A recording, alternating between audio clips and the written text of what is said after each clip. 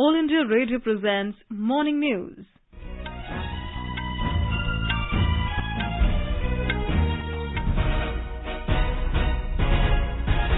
Good morning. I am Saira Mujtaba and with me is Subhadra Ramachandran. The headlines. Counting of votes begins for assembly elections in Assam, West Bengal, Kerala, Tamil Nadu and Puducherry with strict COVID-19 protocols. Counting also underway for Panchayat elections in Uttar Pradesh. More than 84,000 beneficiaries from 18 to 44 age group received the first dose of COVID vaccine on the first day of third phase of inoculation.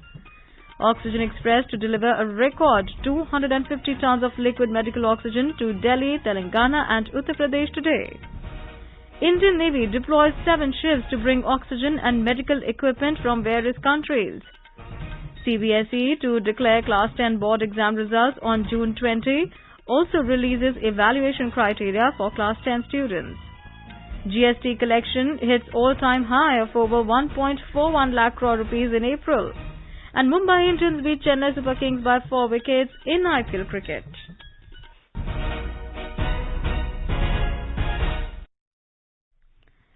As the number of COVID cases is on the rise, we appeal to our listeners to take all precautions and all those above 18 years of age to get vaccinated without any hesitation. Vaccination for persons of ages between 18 and 44 has begun at designated facilities. Stay safe and protected by following these 3 simple steps. Wear a face mask, maintain 2 gaz ki duri for social distancing, focus on hand and face hygiene. And now the news. Counting of votes has begun for assembly elections in Assam, West Bengal, Kerala, Tamil Nadu and Puducherry. Counting began at 8 this morning. Assembly elections in these states and Union Territory were held from 27th of March to 29th of April. Counting of votes for by-polls to 4 Lok Sabha and 12 assembly seats in different states is also underway.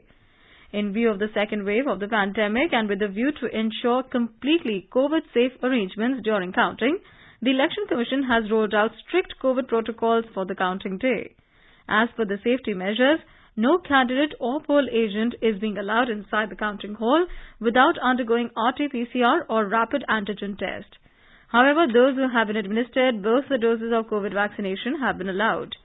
The Commission has also prohibited public gathering outside the counting venue during the process of counting. The Election Commission has already banned all victory processions on or after the day of counting. Not more than 2 people will be allowed to accompany the winning candidates to receive the certificate of election from the concerned returning officer. And now we go over live to our Guwahati correspondent Manas Pratim Sarma. Good morning, Manas. What is the latest update on today's counting? Well, there are 126 assembly seats in Assam. This election, postal ballot facilities have been extended to more number of voters. So, there is an increase of around 414% in postal ballot votes in Assam. And overall, there are 331 counting halls have been set up. Counting of postal ballot has begun, and after that, the EVMs will be, votes in EVMs will be counted. And regarding today's counting, all the COVID protocols have been followed. Nobody have been allowed to enter the premises without precautions. Rules and regulations have been put in place. And as of now, counting is going on very peacefully. Back to you. Thank you, Manas, for that update. In Tamil Nadu, counting of votes began at 8 this morning for all the 234 assembly constituencies and the lone Lok Sabha seat of Kanyakumari. A report from our correspondent.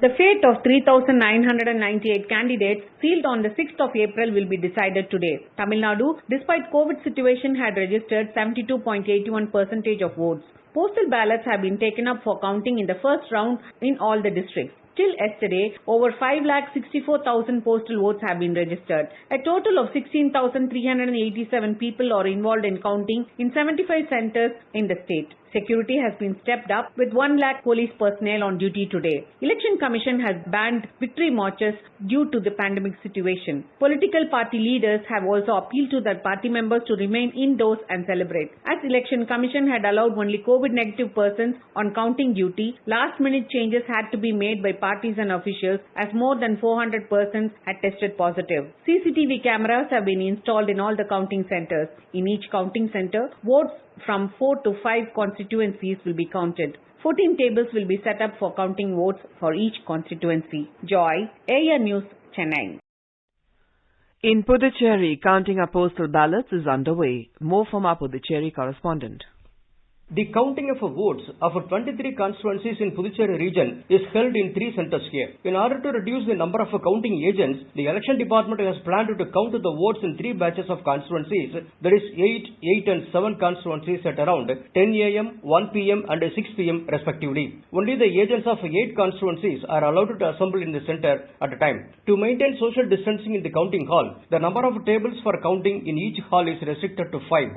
Arrangements has been made strictly according to the COVID protocols. Face masks, sanitizers, hand gloves and PPE kits was provided to the staffs. All the 3 centers were sanitized yesterday. Around 1,000 officials involved in the counting process and 400 policemen along with the central forces deployed here for security purpose. Apart from that, a health officer is also available in each center with an ambulance for emergency medical care. The votes of 5 constituencies in Karaikal and each one in Mahe and Yanam are counted in the respective regions. Chandramohan, AR News, Puducherry. In Kerala, the counting of votes in 140 constituencies has begun. We have more from our Thiruvananthapuram correspondent.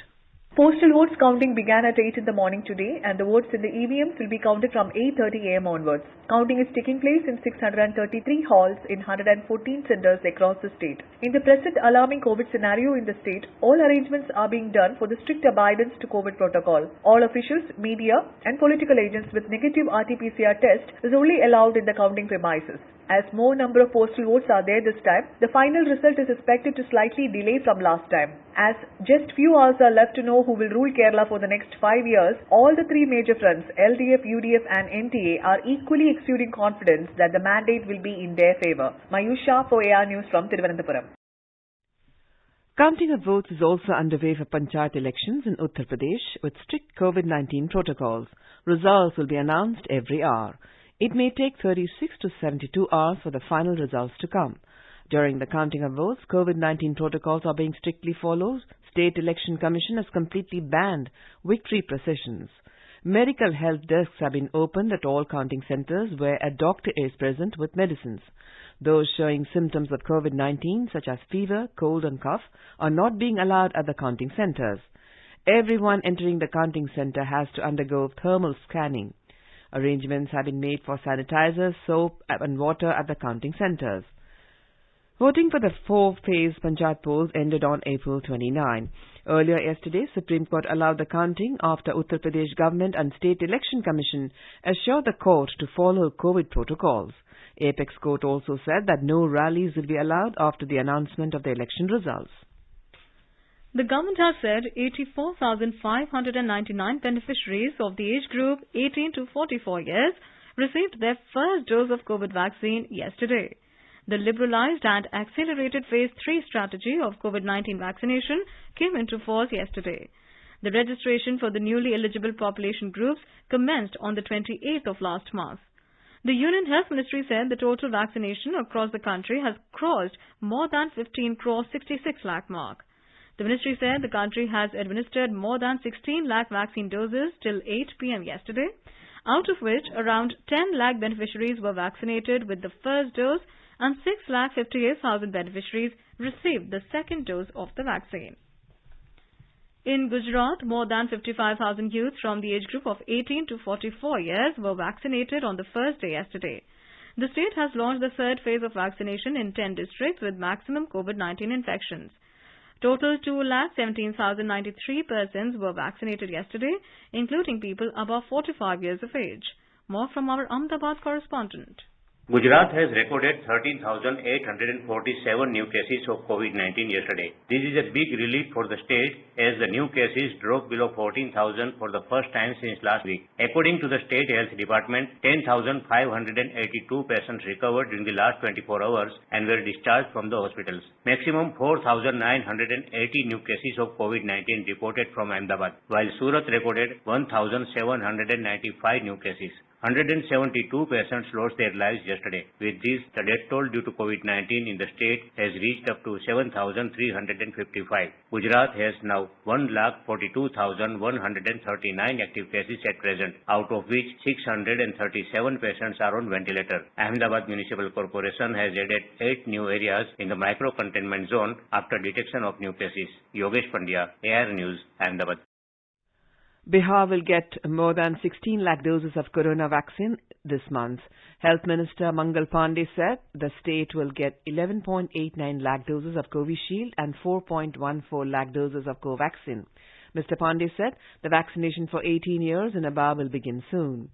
Meanwhile, 62,402 people took the vaccine yesterday. Over 72,28,280 people have been vaccinated in the state so far.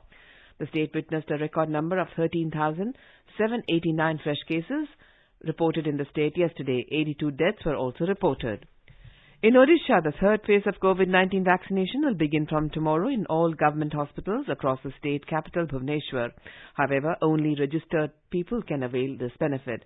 Meanwhile, as a symbolic measure, Odisha government conducted a trial vaccination of 96 people of the age group of 18 to 44 years in only one session site in Bhubaneswar yesterday. We have more from our correspondent.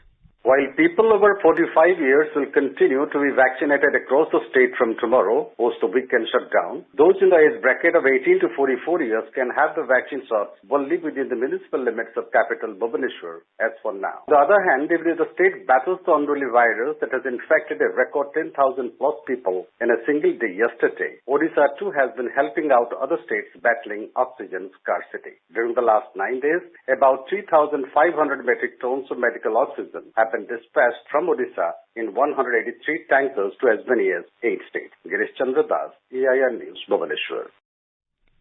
The centre has so far provided nearly 16 crore 37 lakh COVID vaccine doses to states and union territories free of cost. Of them, the total consumption including wastages stood at over 15 crore 58 lakh doses. The Union Health Ministry in a statement said that more than 79 lakh COVID vaccine doses are still available with the states and UTs to be administered. Over 17 lakh vaccine doses will be received in addition by the states within the next 3 days.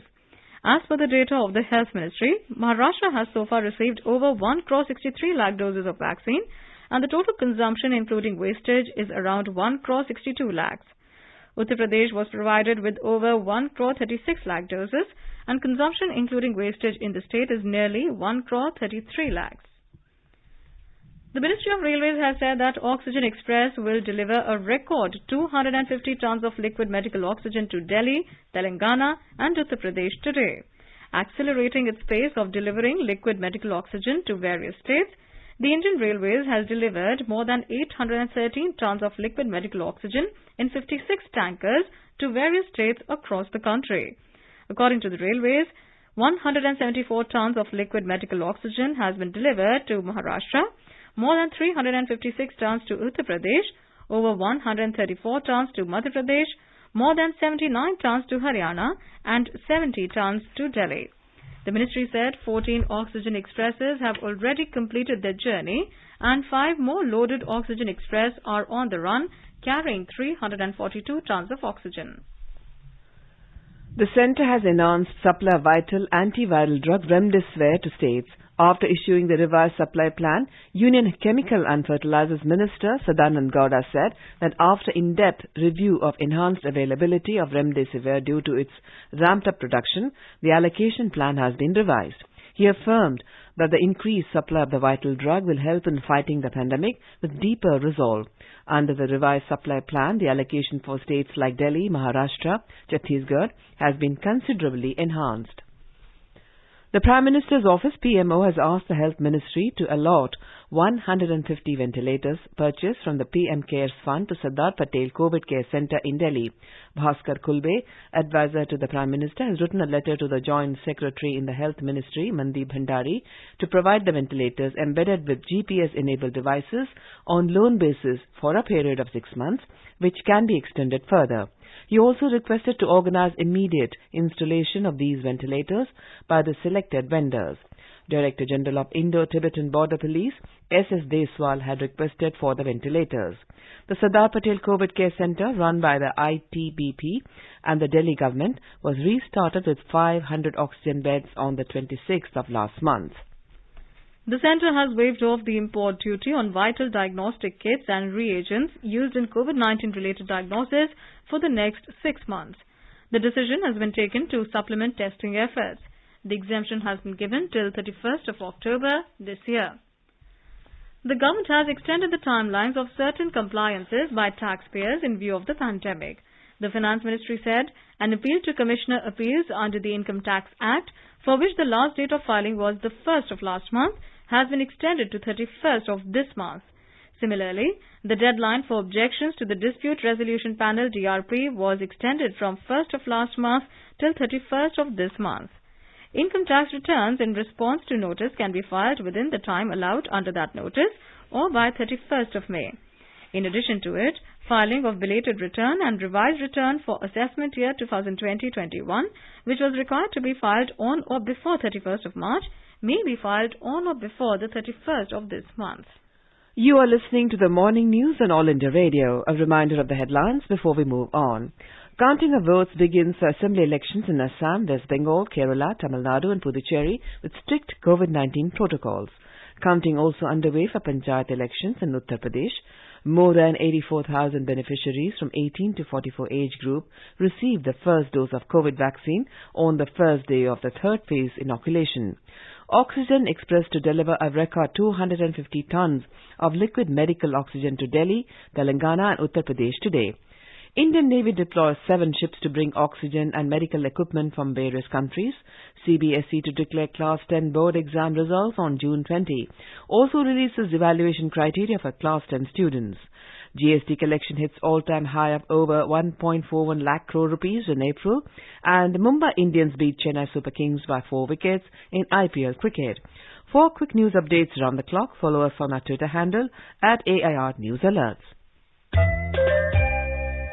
चलो मिलकर एक शुरुआत करें, चलो एक फैसला आज करें, मास्क नहीं तो टोकेंगे, कोरोना को रोकेंगे, चलो एक इरादा करते हैं, चलो कुछ वादा करते हैं, मास्क नहीं तो टोकेंगे, कोरोना को रोकेंगे. Welcome back. You're listening to Morning News. In support of the nation's fight against COVID-19 and as part of Operation Samudra Setu 2, 7 Indian naval ships including INS Kolkata, Kochi, Talwar, Tabar, Trikand, Jalashwa and Airawat have been deployed for shipment of liquid medical oxygen, filled cryogenic containers and associated medical equipment from various countries. INS Kolkata and INS Talwar, mission deployed in Persian Gulf, were the first batch of ships that were immediately diverted for the task and entered the port of Manama in Bahrain on 30th of April this year. INS Talwar, with 40 metric tons liquid medical oxygen, has commenced its journey back to India. INS Kolkata has proceeded to Doha in Qatar for embarking medical supplies and will subsequently head to Kuwait for embarking liquid medical oxygen tanks. Defence Minister Rajnath Singh has reiterated that the armed forces should provide all necessary assistance to civilian administration and asked the officials of the Defence Ministry and the 3 services to closely monitor the progress of various initiatives. Mr. Singh yesterday reviewed the efforts and preparedness of the armed forces and the Ministry of Defence in strengthening India's fight against COVID-19 through video conferencing. Mr. Singh was briefed that approximately 600 additional doctors are being mobilized through special measures, such as calling those to duty who had retired in the last few years. The Indian Navy has deployed 200 battlefield nursing assistants to assist in various hospitals. The National Cadet Corps (NCC) has deployed 300 cadets and staff at various locations in Maharashtra, Uttarakhand and Haryana. A telemedicine service to be operated by health veterans will begin soon to provide consultation to those patients who remain at home. The Indian Army has made available more than 720 beds for civilians in various states. The Defence Minister directed the Army to share the details with the local administration at the state and district level. India has received more foreign aid of medicines, medical equipment and oxygen. Another flight from the US arrived in India last night carrying over 1,000 oxygen cylinders, regulators and other medical equipment. The third shipment in a period of 2 days, adding to the oxygen capacities in India. 100 oxygen concentrators and other medical supplies sent by the government of Uzbekistan also reached India last night. The Indian community in Uzbekistan has donated another 51 oxygen concentrators. The Ministry of External Affairs thanked US and Uzbekistan for their support. Yesterday, 120 ventilators arrived from Germany. Sources said Germany will send one mobile oxygen production and filling plant next week. In addition, procurement from private German companies is being made. 24 oxygen transport tanks were procured from German company Linde by Tata. Oil India Corporation Limited is procuring 4 oxygen tanks from German company Albatros. 28 tons of medical equipment, including 8 hospital-level oxygen generators and other medical supplies from France, reached India today. Deeply appreciating the support from France, MEA spokesperson Arindam Bakshi said it is a testament to India-France strategic partnership and friendship. He said it will bolster India's oxygen capacities. India today welcomed a consignment of 9,000 vials of remdesivir from its European Union partner, Belgium. The consignment reached India early this morning. Delhi Chief Minister Arvind Kejriwal has extended the lockdown in the national capital by 1 week.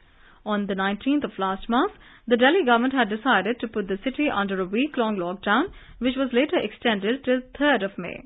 अभी भी corona का कहर जारी है और corona कम नहीं हो रहा, तो इसीलिए उसके मद्देनजर कई लोगों के भी जनता के बीच में भी जब हम लोगों ने बात करने की कोशिश की, सबका मत यही है कि लॉकडाउन को भी और बढ़ाना चाहिए। तो लॉकडाउन को दिल्ली के अंदर 1 हफ्ते के लिए और बढ़ाया जा रहा है, अगले सोमवार को सुबह 5 बजे तक के लिए। Delhi recorded over 27,000 new cases and 375 deaths in the last 24 hours. For the 13th straight day, the city has reported more than 20,000 cases per day. In the national capital, Delhi, a total of 25,219 new confirmed cases of coronavirus infection were reported during the last 24 hours, taking the total number of cases to over 11,74,000. The Delhi government has said over 10 lakh people affected with coronavirus have been cured so far. In the last 24 hours, 27,421 people recovered and 412 deaths were reported in the city. The death toll so far in the national capital stood at 16,559. Presently, the total number of active cases in the national capital is 96,747. The Central Board of Secondary Education (CBSE) will announce Class 10 board exam results on June 20 this year. The board has released a policy document detailing how schools will assess and award marks to students and timelines to follow. In an official mail, CBSE has laid out the policy on the basis of which the marks will be calculated and awarded to students. The schools are required to evaluate and assess the students based on their criteria and submit the marks by June 5th. Subsequently, the results will be declared by CBSE on June 20th. CBSE Class 10 Board Exams 2021 were cancelled in view of the second wave of the COVID pandemic and decided to assess the students on the basis of internal assessment. In continuation of this same, the board has now released a detailed policy document basis which the marks will be calculated and awarded. In the circular dated May 1st, 2021, the internal assessment marks out of 20 as already awarded by the schools would remain as it is. The Maharashtra government has announced summer vacations in schools till the 13th of next month. The next academic semester for schools will start on the 14th of next month. Considering the surge in temperatures in the month of June, the schools in Vidarbha will reopen after the 28th of next month. However, as per official statements, The Education Board has decided to reduce the duration of Diwali vacation from school and instead demands to give vacations for Ganesh Utsav and Christmas for this year. The total number of vacation days should not exceed 76 days in a school. The government has therefore decided on shifting the days from certain festivals for other important holidays. The gross goods and services tax GST revenue collected in the month of April is at a record high of 1,41,384 crore rupees. The Finance Ministry said the revenues for the month of April this year are 14% higher than the GST revenues in the month of March 2021. It said despite the second wave of COVID-19 pandemic affecting several parts of the country, Indian businesses have once again shown remarkable resilience by not only complying with the return filing requirements but also paying their GST dues in a timely manner. And in IPL cricket, Mumbai Indians beat table toppers Chennai Super Kings by 4 wickets in a high-scoring match at Arun Jaitley Stadium in New Delhi last night. Put into bat first, Chennai posted a huge score of 218 for 4 in stipulated 20 overs with the help of Ambati Rayadu's unbeaten knock of 72 in just 27 balls and Moeen Ali's 58 of 36 and Faf du Plessis' 50 of 28. In reply, Mumbai Indians chased down the massive target on the final delivery of the match for the loss of 6 wickets, riding on Kieron Pollard's fastest half-century of the season in only 17 balls. Today, Rajasthan Royals will take on Sunrisers Hyderabad in New Delhi at 3:30 p.m. In the second match, Punjab Kings will play against Delhi Capitals in Ahmedabad at 7:30 p.m. And now let's take a look at the weather forecast for today. In Jammu and Kashmir, there will be mainly clear sky, becoming partly cloudy towards the afternoon or evening. Minimum temperature in Jammu was 23 degrees Celsius. Maximum will be around 39 degrees Celsius. Srinagar had a minimum of 9 degrees Celsius and maximum will be around 26 degrees Celsius. In Leh, sky will be partly cloudy. Temperature will hover between 3 and 17 degrees Celsius. In Gilgit, minimum temperature was 10 degrees and maximum will be around 33 degrees. The sky will be mainly clear. In Muzaffarabad as well, the sky will be mainly clear, but will become partly cloudy towards the afternoon or evening. Temperatures will shift from 15 degrees in the morning to 34 degrees Celsius in the afternoon. Chandigarh will have a generally cloudy sky with temperatures hovering between 25 and 39 degrees Celsius. Dehradun will have a partly cloudy sky with possibility of development of thunder lightning. Temperatures will move from minimum of 21 to maximum of 36 degrees Celsius. In National Capital Delhi, there may be thunderstorm with rain. Minimum temperature was recorded at 28 degrees Celsius. Maximum will be around 39 degrees Celsius. Mumbai will have a generally cloudy sky with light rain or drizzle. Minimum temperature was 27 degrees Celsius and maximum will be around 33 degrees Celsius. Chennai will have a generally cloudy sky with minimum temperature recorded at 27 degrees Celsius and maximum is expected to be 37 degrees. Kolkata will have a partly cloudy sky with possibility of development of thunder lightning. Temperature in the metropolis will hover between 25 and 37 degrees Celsius. And now an overview of today's newspapers. Different papers carry a variety of stories on their front pages today. Some of the prominent headlines are: The Sunday Pioneer informed Sputnik V vaccines arrive in Hyderabad. Hindu writes private hospitals begin COVID-19 vaccination for 18+. Regarding the lockdown in the capital, Hindu informs Kejriwal extends lockdown till May 10th. Electoral outcomes in Bengal, Assam, TN, Kerala, Puducherry to be declared today. Hindustan Times headlines: Counting in COVID cloud, all eyes on verdict 2021. The Sunday Tribune writes CBSE releases marking policy for Class 10.